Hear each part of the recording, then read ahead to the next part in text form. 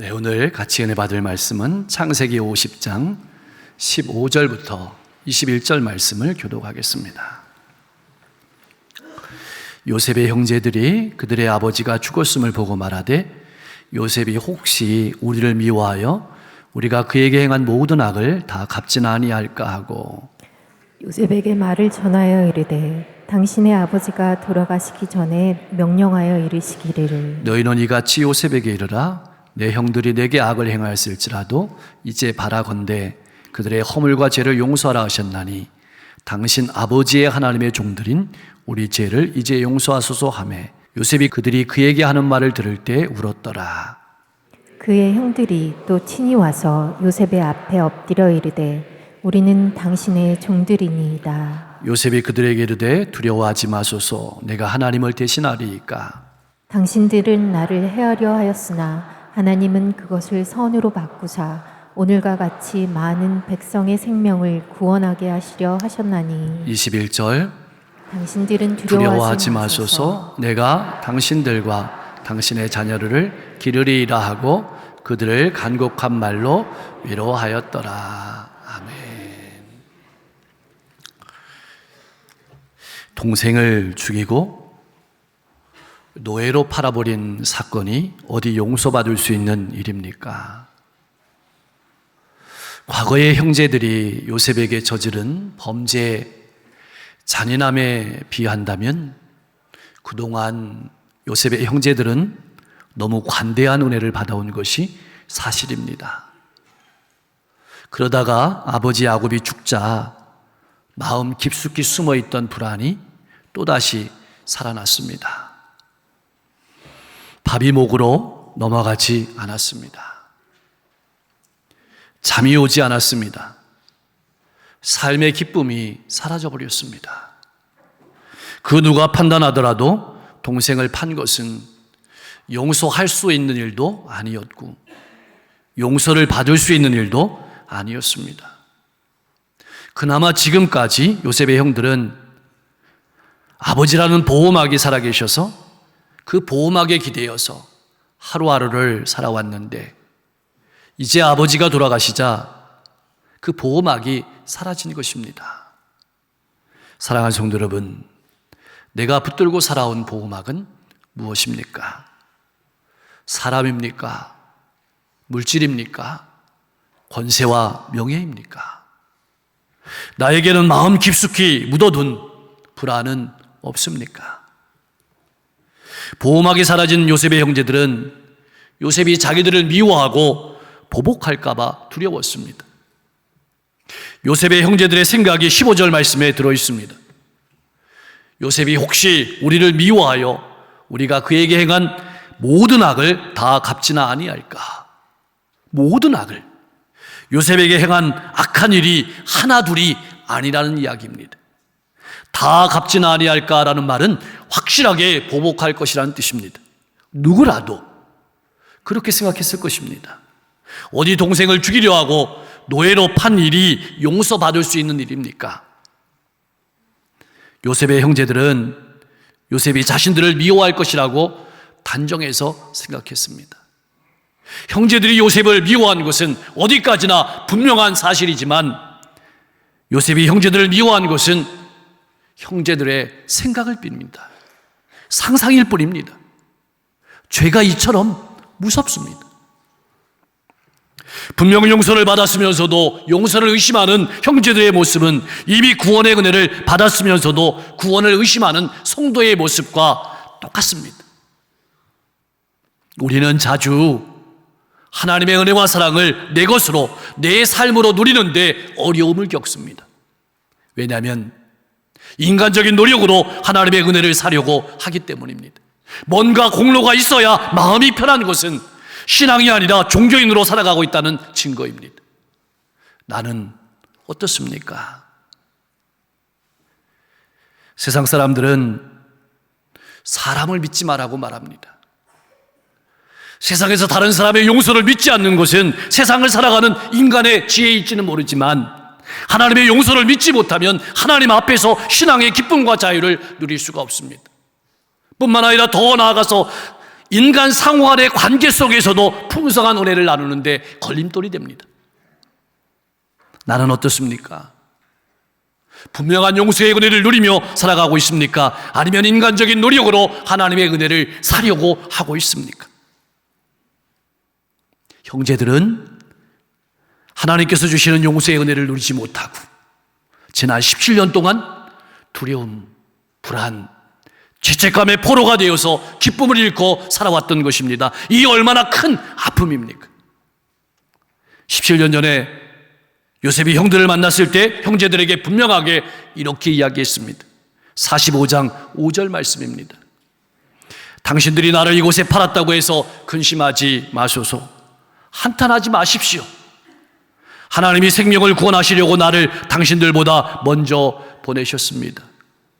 분명히 형제들은 자신들의 죄를 뉘우쳤고 화해가 이루어졌습니다. 그러나 요셉의 형제들은 용서의 은혜를 누리지 못하고 두려움과 불안, 죄책감에 사로잡혀서 그날 그 자리에 머물러서 한 걸음도 미래를 향해서 나아가지 못하고 있었습니다. 사랑하는 성도 여러분, 나는 어떻습니까? 내 삶은 어디에 있습니까? 내 인생은 어디에 있습니까? 미래를 향해 나아가고 있습니까? 아니면 17년 전 혹은 30년 전, 50년 전에 머무르고 있지는 않습니까? 죄가 이처럼 무섭습니다. 기쁨을 빼앗아가고 관계를 파괴합니다. 얼마나 동생이 무서웠으면 형제들은 다른 사람을 대신 보내어서 이렇게 말합니다. 당신의 아버지가 돌아가시기 전에 명령하여 이르기를 너희는 이같이 요셉에게 이르라. 내 형들이 내게 악을 행하였을지라도 이제 바라건대 그들의 허물과 죄를 용서하라 하셨나니 당신 아버지의 하나님의 종들인 우리 죄를 이제 용서하소서. 얼마나 두려웠으면 당신의 아버지를 2번이나 강조했습니다. 아버지의 이름을 2번이나 팔았습니다. 같은 아버지란 혈통에 호소합니다. 거기다가 같은 하나님을 섬긴다고 강조했습니다. 신앙에도 호소합니다. 나는 어디에 기대어 살아가고 있습니까? 같은 아버지, 같은 하나님을 섬기고 있으니 용서해달라는 말입니다. 같은 직장에 다니고 같은 교회에 다니니까 용서해달라는 말입니다. 이 말씀을 깊이 생각해 보면 형제들도 이것은 자신들의 죄악은 절대로 용서받을 수 있는 일이 아니라고 생각한 것입니다. 그래서 아버지의 이름 뒤에 숨어서 하나님의 이름 뒤에 숨어서 용서를 빈 것입니다. 나는 어떻습니까? 아버지의 이름 뒤에 숨어 있지는 않습니까? 물론 그렇게 숨어 있으면 잠깐 문제들을 모른 척하고 지나갈 수는 있습니다. 그렇지만 내면 깊숙이 자리 잡은 고통까지 완전히 없앨 수는 없다는 사실을 우리가 기억해야 합니다. 형들이 아버지의 이름에 기대어 하나님의 이름에 기대어 용서해달라는 말을 요셉이 전해 들었을 때 요셉은 울었습니다. 무엇 때문에 울었을까요? 성경은 그 이유에 대해서 다 기록해 놓고 있지 않습니다. 우리는 그 이유를 다 알 수 없습니다. 아마 지나간 인생이 주마등처럼 지나갔을 것입니다. 가만히 생각해 보면 요셉처럼 많이 운 사람이 세상에 있을까요? 어디 보통 인생입니까? 가족에게 버림받은 고통의 눈물, 어린 나이에 포로로 끌려가서 살아가는 외로움의 눈물, 정직하게 최선을 다해 살았지만 누명을 쓴 억울함의 눈물, 눈물이란 눈물은 다 흘려보았을 것입니다. 그러나 지금 형제들 앞에 흘리는 이 눈물만큼 아프지는 않았을 것입니다. 하나님께서는 악을 선으로 바꾸셨고 구원의 역사를 이루기 위해서 섭리하신 역사를 요셉이 말했지만 형제들은 받아들이지 못하고 여전히 두려움과 죄책감에 시달리며 불안 속에 살아가는 형들을 바라보며 흘리는 그들의 고통을 헤아리는 아픔의 눈물이었습니다. 형제들의 마음을 헤아려 주지 못해 흘리는 아픔의 눈물이었습니다. 오늘 우리와 이 시대를 바라보는 주님의 눈물입니다. 요즘 나는 무엇 때문에 울고 있습니까? 다른 사람이 나를 알아주지 못해서 울고 있습니까? 내게는 가족과 이웃과 지역과 시대를 바라보며 그 아픔을 헤아려 주지 못해서 우는 눈물이 있습니까? 요셉의 형제들의 삶 속에 역사하신 하나님은 형제들이 직접 자신들의 죄를 해결하도록 형제들을 요셉 앞으로 나아가게 하셨습니다. 형제들이 이제 직접 와서 요셉 앞에 엎드렸습니다. 그리고 이렇게 말합니다. 우리는 당신의 종들입니다. 다시 한번 요셉의 꿈이 이루어지는 순간입니다. 사랑하는 성도 여러분, 하나님의 말씀은 반드시 이루어집니다. 하나님의 말씀을 붙들고 살아가십시오. 근데 이 말은 신분상 종이 되겠다는 말이 아닙니다. 화해를 요청하는 간절한 애원의 말이며 공식적으로 자신들의 죄를 자복하고 시인하고 용서를 비는 말입니다. 사랑하는 성도 여러분, 이것은 우리도 마찬가지입니다. 우리가 믿는 하나님은 용서의 하나님이 분명하지만 스스로 뉘우치지 않는 죄까지 일방적으로 용서하시는 분은 결코 아닙니다. 19절 말씀은 우리가 꼭 우리 인생의 가슴 속에 새겨야 될 말씀이기도 합니다. 요셉은 이렇게 말했습니다. 요셉이 그들에게 이르되 두려워하지 마소서, 내가 하나님을 대신하리이까. 자, 요셉은 내가 당신들을 용서한다, 내가 너를 용서한다 이렇게 말하지 않았습니다. 왜냐하면 이미 요셉은 형들을 용서했습니다. 과거는 이미 지나갔습니다. 그리고 왜 그렇게 용서를 못 믿어? 라고 형제들을 비난하지도 않았습니다. 오히려 두려워하지 마십시오. 상대방의 마음을 헤아려 주었습니다. 이 두려워하지 말라는 말은 성경에서 하나님께서 하나님의 백성들에게 가장 많이 하신 말씀 중에 하나입니다. 모세에게도 두려워하지 말라, 여호수아에게도 두려워하지 말라, 믿음의 선배들에게 두려워하지 말라고 하나님께서 말씀하셨죠. 요셉은 아버지의 마음을 가졌던 것입니다. 그리고 다시 형제들에게 확신을 심어줍니다. 내가 하나님을 대신하겠습니까? 이 말은 내가 어떻게 하여 하나님을 대신하여 벌을 내릴 수 있겠습니까? 이런 뜻입니다. 좋은 일이든 좋지 않은 일이든 요셉은 자신의 인생을 하나님께서 섭리하고 계심을 믿었습니다. 요셉은 하나님의 섭리하심을 믿었기에 자신은 하나님의 도구일 뿐 하나님을 대신하지 않을 것임을 분명하게 천명했습니다. 나는 어떻습니까? 신앙하면서 하나님의 자리를 침범하지 않았습니까? 그리스도인은 벌을 내리는 사람이 아닙니다. 보복하는 사람이 아닙니다. 용서하고 사랑하는 사람임을 잊지 말아야 합니다. 하나님께서 역사를 운행하심을 믿어야 합니다. 사랑하는 성도 여러분, 요셉은 자신이 잘나서 지금 이 자리에 서 있다고 믿지 않았습니다.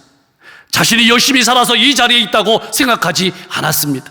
요셉은 오직 이스라엘 민족과 세계 열방을 구원하기 위한 구원의 도구로 하나님께서 자신을 붙들고 인도해 주심을, 지금 자신이 이 자리에 서 있는 것이 하나님의 은혜임을 철저하게 믿었습니다. 이것이 요셉의 신앙 고백이었습니다. 나의 신앙 고백은 무엇입니까? 내 모든 인생이 하나님의 은혜입니까? 아니면 내 힘도 있었습니까?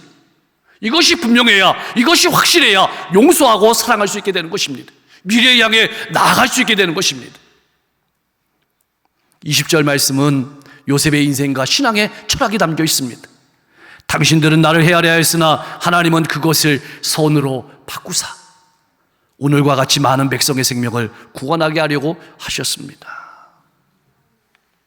한마디로 하면 내가 믿는 하나님은 악을 선으로 바꾸시는 분이라는 고백입니다. 여러분이 믿는 하나님은 어떤 하나님이십니까? 여러분은 어떻게 고백하십니까?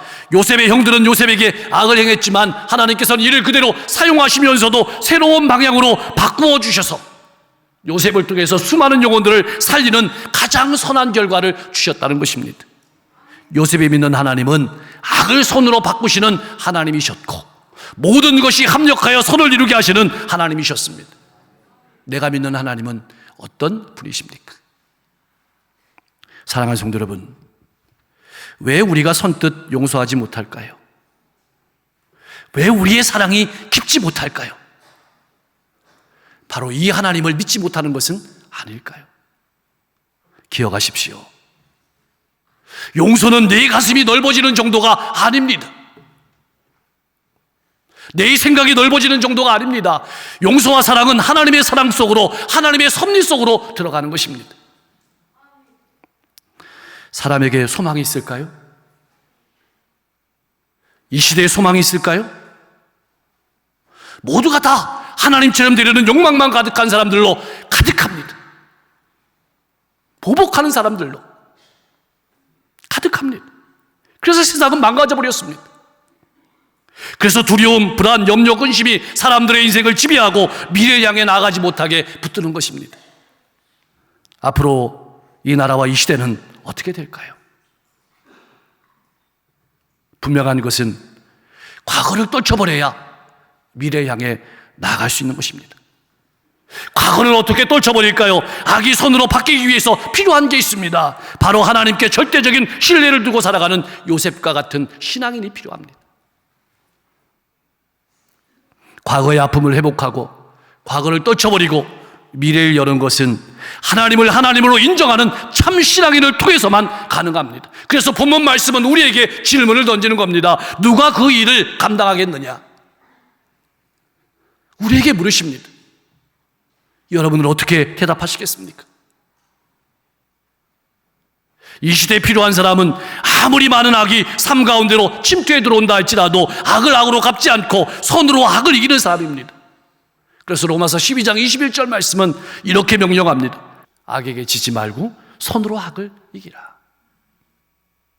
그렇게 하나님의 뜻을 신뢰하고 바라보고 살아가는 사람을 통해서 하나님께서는 구원과 생명의 역사를 이루어 가십니다.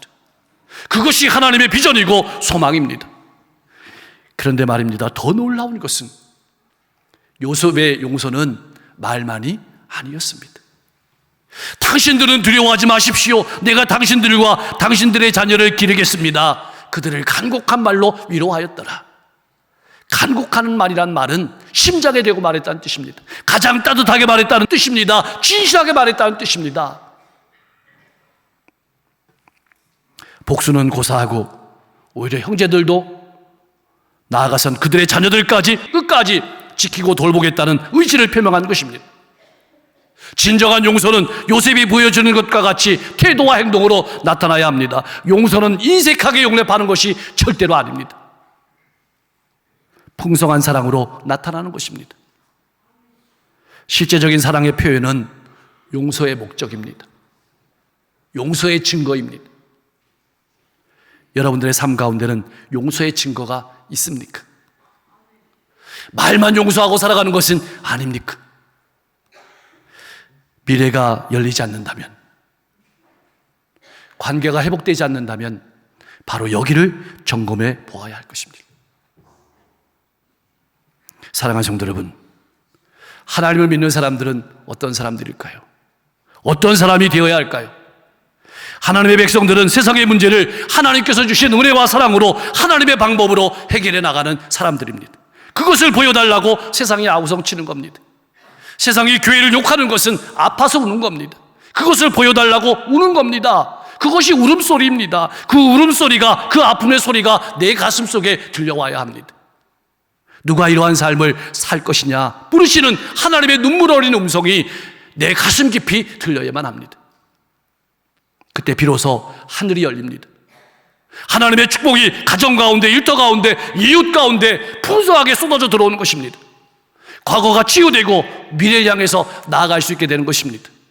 이러한 축복이 가득한 추석이 될 수 있기를 소망합니다. 이 세상의 모든 아픔과 고통을 치유하는 이 일을 위해서 하나님께서 우리를 부르십니다. 이것이 우리 믿는 사람들의 본질이고 정체성입니다. 이러한 성숙한 신앙인들의 삶에 가정이 달려있고 지역이 달려있고 민족과 시대의 미래가 달려있는 것입니다. 본문에서는 요셉이 그 일을 감당했다면 오늘 이 시대는 우리가 그 일을 감당해야 될 차례입니다. 힘내십시오. 하나님께서 기대하고 계십니다. 가정과 일터와 이웃 가운데 이러한 놀라운 용서와 사랑의 역사가 충만하기를 주님의 이름으로 간절히 축원합니다. 기도하겠습니다. 사람이나 물질이나 권세와 명예로 보호막 삼지 않게 하시고 하나님의 은혜와 사랑 안에 기쁘고 행복한 삶을 살아가게 하여 주시옵소서. 보복하는 삶이 아니라 용서하고 사랑하는 삶을 살아가게 하시고, 하나님께서 협력하여 선을 이루심을 믿고 믿음으로 살아가게 하옵소서. 하나님을 신뢰함으로 과거의 아픔을 회복하고 과거를 떨쳐버리고 미래를 여는 신앙인이 되게 하여 주옵소서. 나로 말미암아 가정과 일가 친척과 이웃 가운데 놀라운 구원의 문이 활짝 열리게 하여 주시옵소서. 하나님이 주신 은혜와 사랑으로 세상의 많은 아픔과 고통을 치유하는 하나님의 일꾼이 되게 하여 주시옵소서. 추석 명절이 다가왔습니다. 행복한 추석, 풍성한 추석이 되게 하옵소서. 가정의 인가기도의 문이 열리게 하시고, 특별히 자녀들의 앞길을 열어주시고, 사업장과 직장을 든든하게 지켜주시고, 학업하는 자녀들에게 지혜와 명철을 더하여 주시옵소서. 이번 추석에 만나는 모든 만남들이 좋은 만남이 될 수 있도록 기도로 준비하며 나가게 하시고, 우리는 마음껏 만나고 기쁨과 즐거움을 나누지만 우리 주변 가운데는 많은 외롭고 쓸쓸한 이들이 있습니다. 독거노인들, 소년소녀 가장들, 환우들, 수감자들, 또 장병들, 보이지 않는 많은 외로운 이들, 우리가 사랑하며 섬기며 살아갈 수 있도록 인도해 주시고, 특별히 오늘도 복음을 들고 이 민족 저 민족에게 나아가는 선교사님들의 발걸음을 기억하셔서 저들에게 힘주시고, 저들이 가는 곳마다 복음이 전파되는 곳마다 수많은 영혼들이 살아올 수 있도록 인도해 주옵소서. 가을의 풍성한 열매들이 하나도 땅에 떨어지지 않게 하실 때, 특별히 보이는 열매뿐만 아니라 우리 마음과 인생의 열매도 잘 추수할 수 있도록 인도해 주옵소서. 오늘도 병sek에서 아파하고 신음하고 고통 속에 있는 환우들을 위해서 기도합니다.